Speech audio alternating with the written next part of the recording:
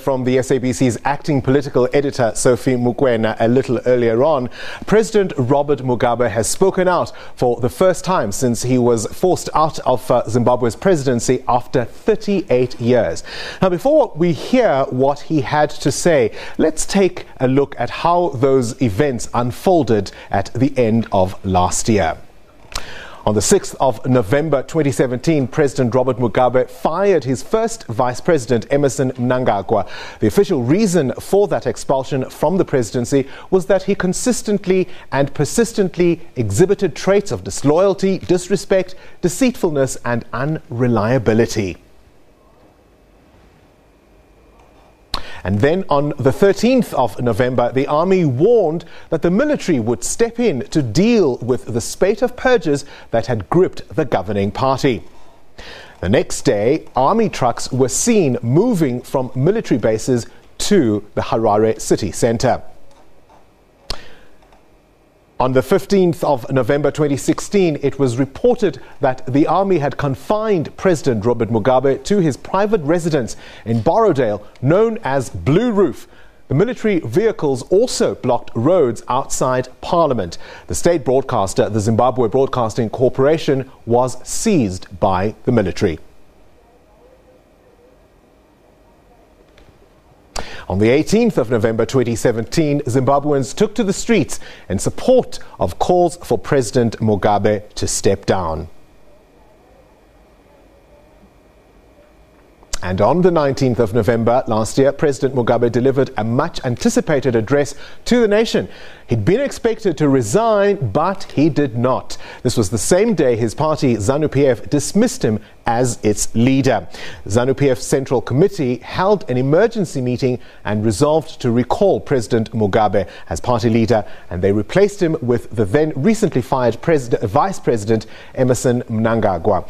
The party nominated Mnangagwa as ZANU-PF's interim president, first secretary and presidential nominee for the 2018 election slated for July-August later this year. And on the 21st of November, Mugabe resigned as the president of the country after 37 years in power.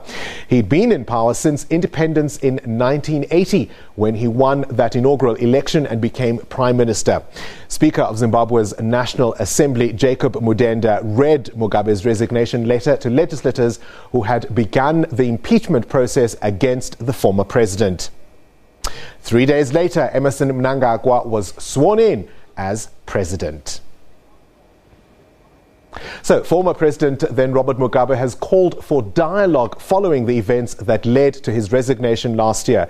He spoke for the first time to the media about his removal from office. Speaking in Harare, the former leader says he's still aggrieved by what transpired at the end of last year.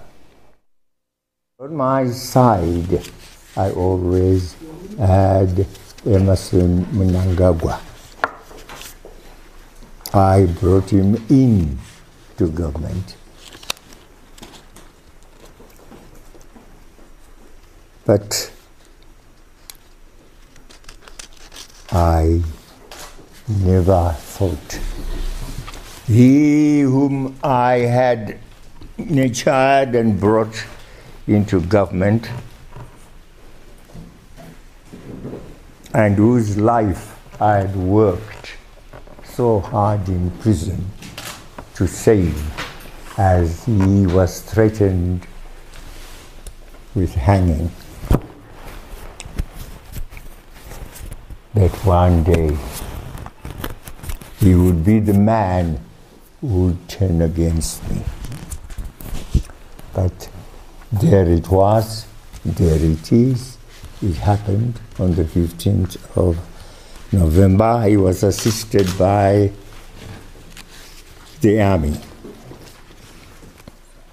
I said it was a coup d'etat. Some people have refused to call it a coup d'etat. And what happened? He could never have assumed the presidency of the country without the army. It's the army which assisted him. The army made sure that the other organs of state were neutralized, completely neutralized. They neutralized the Central Intelligence Organization, many of whose members were bashed with their heads cracked. And this is not an exaggeration. Some of them are missing to this day. Their guns were taken away from them. The police had their armory completely emptied. Their guns had gone, disappeared. Who had taken them? The army. And then in our environment rolled what we never knew we had, some tanks. Oh, did we have these tanks? I was told they are ancient ones.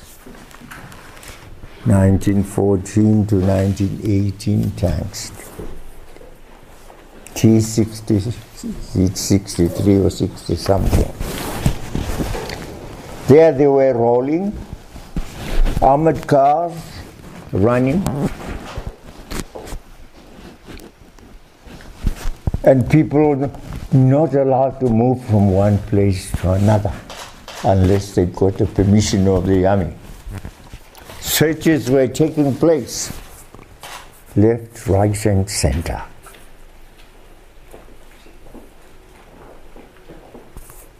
Persons being arrested.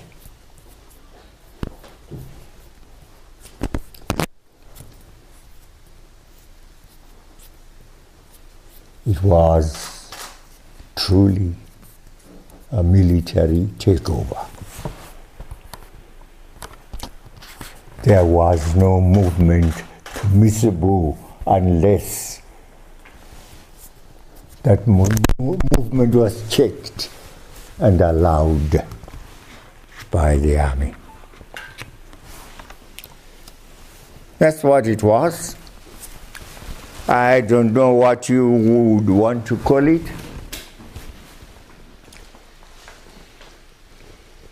But our people had not experienced such an environment before.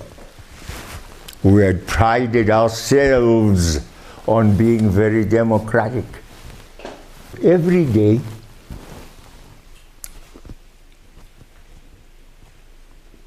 those young men and women we have are being called one by one to be asked very silly questions.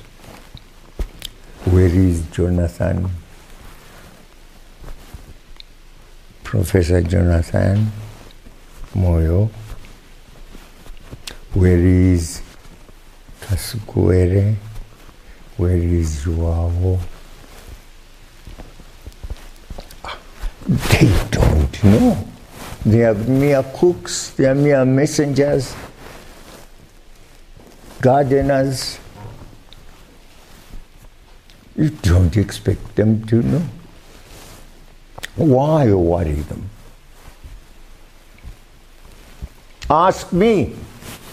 I don't even know where they are. Yes, once upon a time,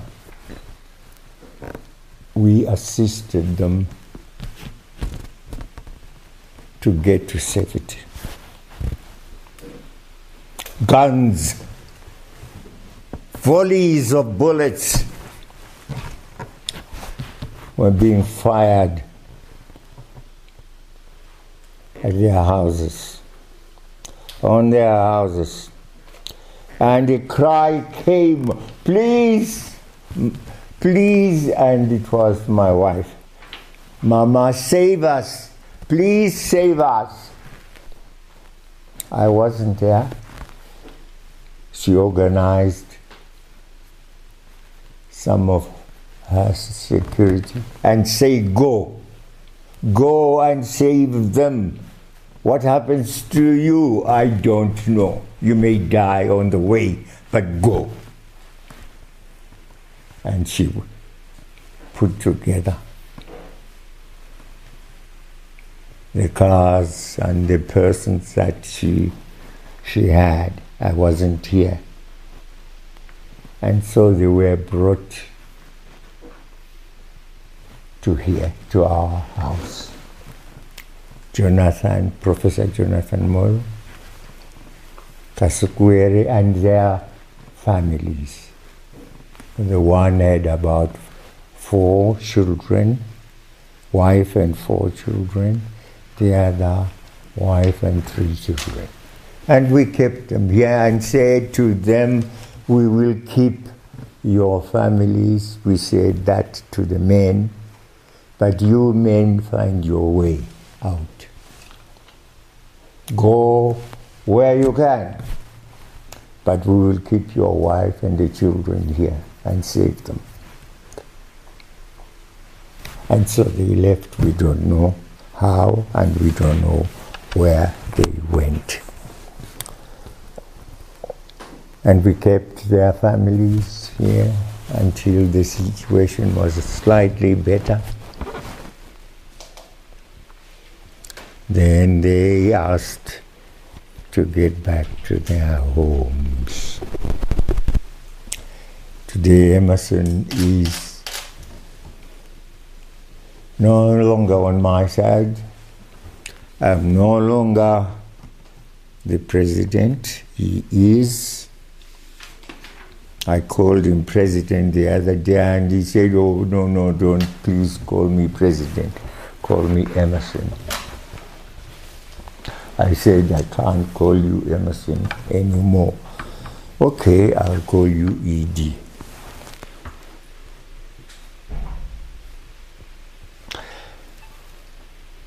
And you're coming here, we hope. We'll get the views I have published. I don't hate Emerson. I brought him into government. I would want to work with him, but he must be proper. He is improper where he is. Illegal.